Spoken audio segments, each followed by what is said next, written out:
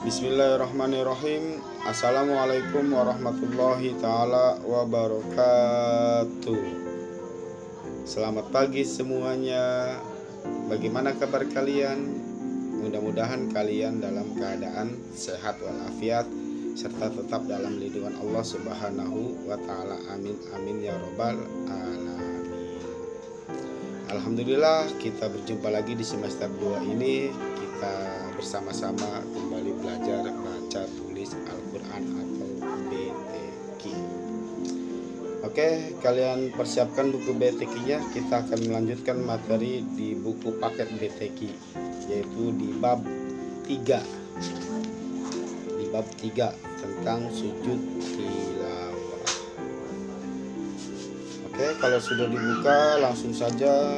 Di sini di sujud tilawah ini halaman 50 51. Oke, langsung ke halaman 52. Langsung ke halaman 52. Bagian A, pengertian dan dalil sujud tilawah. Jadi sujud tilawah itu adalah salah satu sujud yang dilakukan di luar sholat.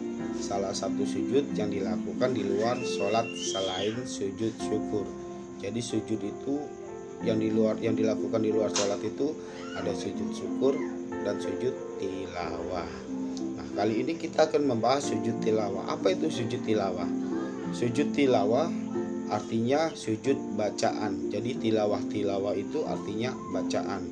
Sujud tilawah artinya sujud bacaan. Lalu apa hukumnya? Hukumnya yaitu sujud yang disunahkan. Jadi hukum sujud tilawah itu hukumnya sunnah, bukan wajib.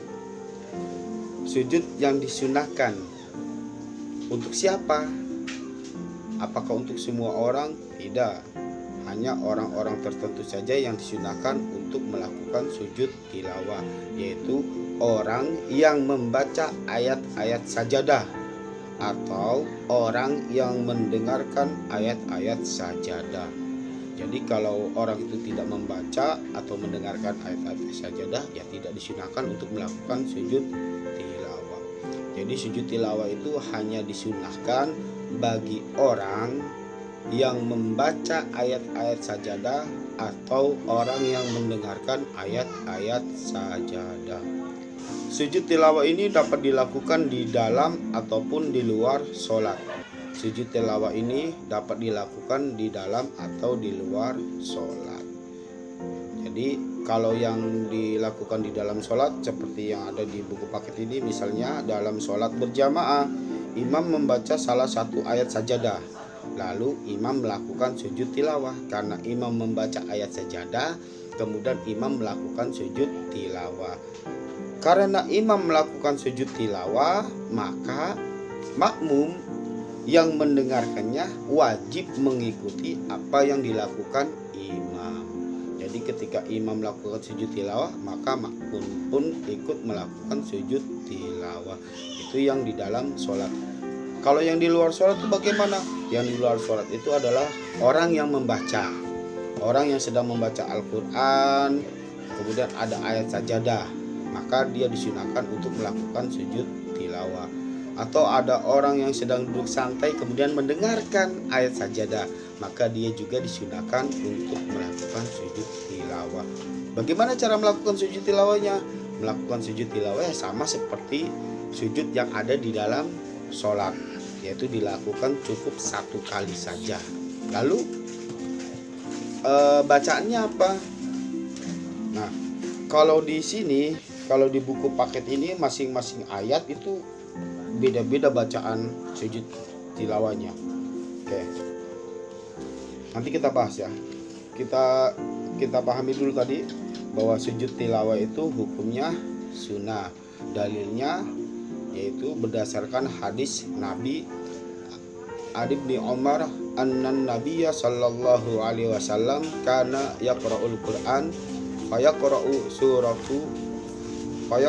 suratan fiha sajadah fayasjudu wa nasjudu ma'ahu hatta ma yajudu ba'duna maudi'an limakani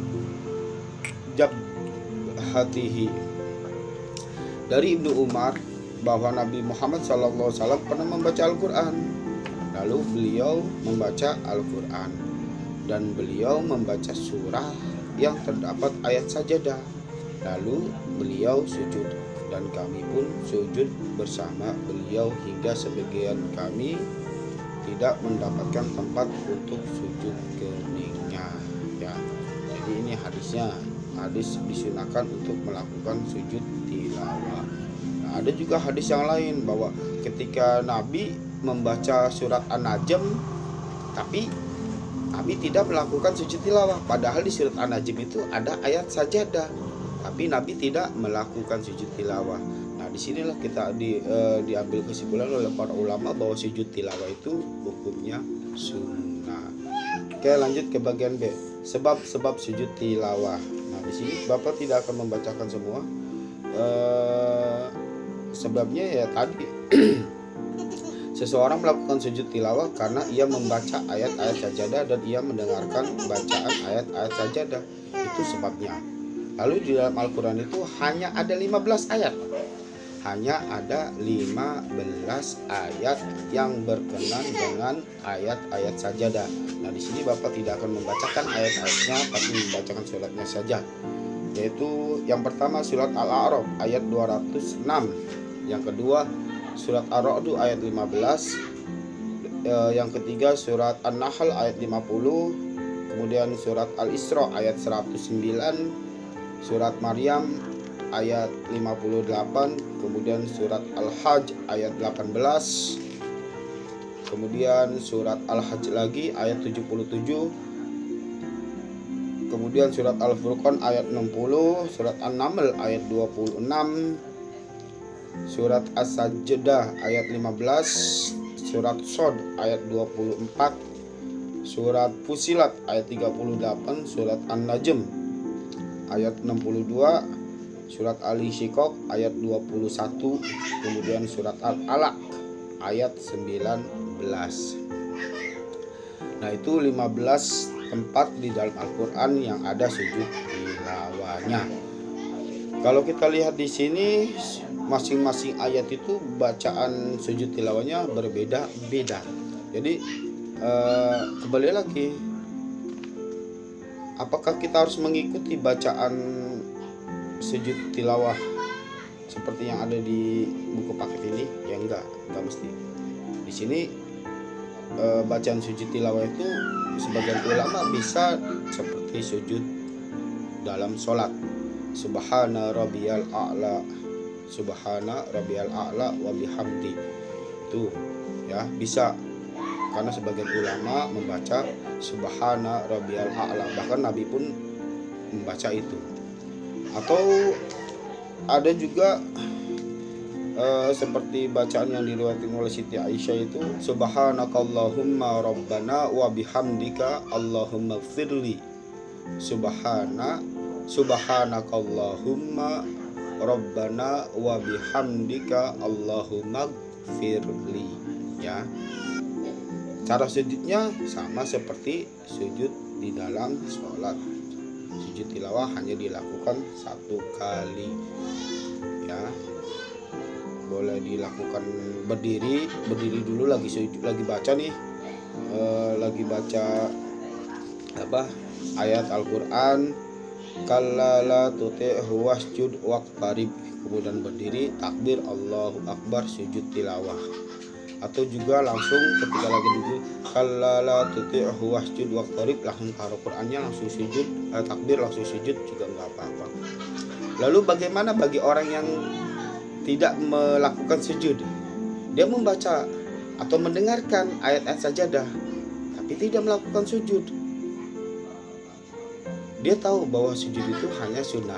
Maka kalau kita dalam keadaan seperti itu, kita tidak mau melakukan sujud tilawah, maka kita cukup membaca subhanallah walhamdulillah wala ilaha illallah wallahu akbar.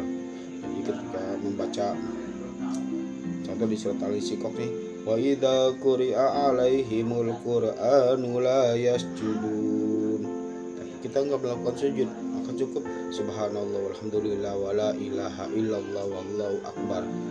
kalla la tuti'hu wasjud waqtarib.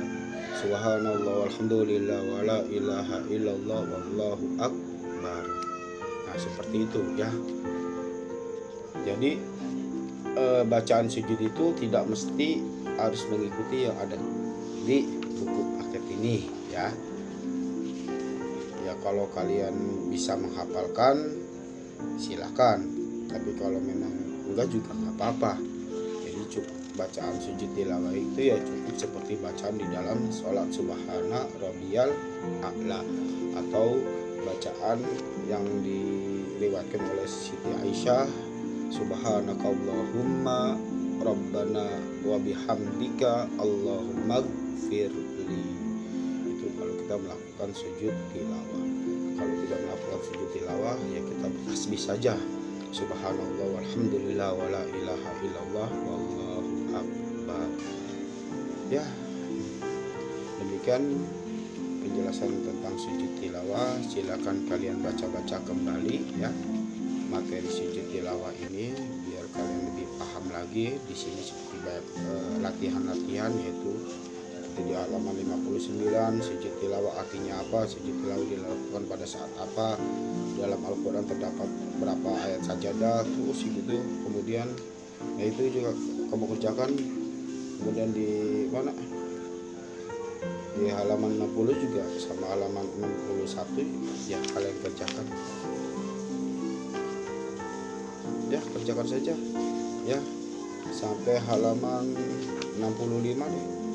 Kerjakan dari halaman 59 sampai halaman 65. Gampang kok, gak terlalu sulit ini ya. Untuk hafalan kelas 6 ini, karena kelas 6 ini masuk ya, jadi Bapak minta hari Senin itu jadwalnya perempuan ya. Yang perempuan, yang siswa perempuan yang pengen hafalan itu hari Senin setelah jam belajar di kelas. Lalu untuk yang laki-laki itu hari Rabu ya. Hari Rabu itu giliran laki-laki untuk hafalan, setoran hafalan ya. Jadi kita setoran hafalan di sekolah saja. Kalau memang sudah siap, maju hari Senin perempuan, hari Rabunya laki-laki ya, biar untuk memudahkan saja. Oke, kita akhiri penjelasan kali ini. Kurang lebihnya Bapak mohon maaf. Ihdinas siratal mustaqim. Wassalamualaikum warahmatullahi taala wabarakatuh.